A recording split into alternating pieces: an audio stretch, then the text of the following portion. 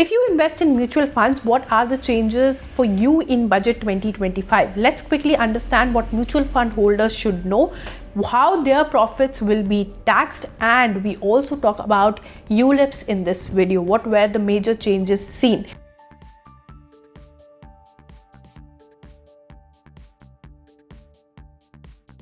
So now post budget 2025, it has become very important for individuals to understand the difference between long-term capital gain and short-term capital gain. Capital gains are profits earned from stocks, bonds and real estate. Short-term capital gains refer to profits earned from selling assets held for less than 1 year or 1 year. Long-term capital gains are profits earned from selling the assets held for more than 1 year. Now this 1 year or 2 year period changes depending on the type of security that you have invested in. In budget 2024, these rates were revised and indexation benefits were removed from LTCG. Now the long-term capital gains tax is at 12.5% and short-term capital gains is at 20%. Now first let's talk about equity mutual funds. Equity-oriented mutual funds, which means funds that invest 65% of their money in listed domestic equity shares. If held for more than 1 year, these come under long-term capital gains. If held for less than 1 year, these come under short-term capital gains. So for long-term capital gains, it will be at 12.5% of the income earned, and for short-term capital gains, it will be at 20% of the income earned. Simple. Now let's talk about debt mutual funds.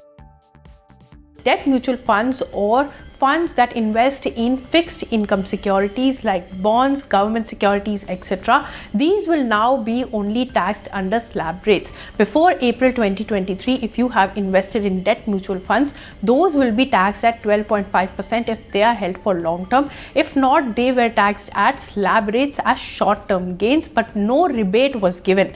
So post April 2023, if you have invested in debt mutual funds, you buy or sell whenever you want, it will be taxed at slab rates, and the good thing is that you will also get the rebate, meaning income from debt mutual funds up to 12 lakh rupees is not taxable if you have adopted for the new tax regime.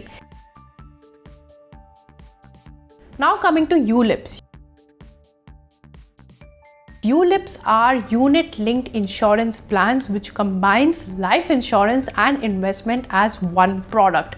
Part of the paid premium offers a cover for life insurance and the rest is invested in equity, debt or both.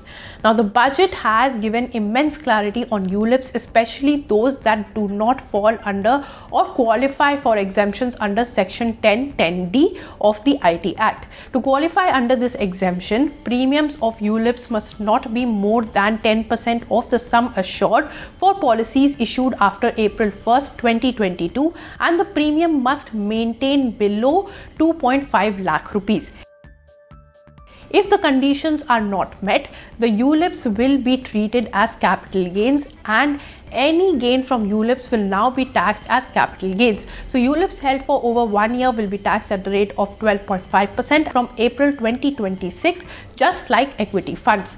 Hope you understood this. Also watch our videos on tax changes in the budget, which tax regime to choose and tricks to pay less tax under the new tax regime. I will see you in the next video. So like, share and subscribe to ET Now's YouTube channel.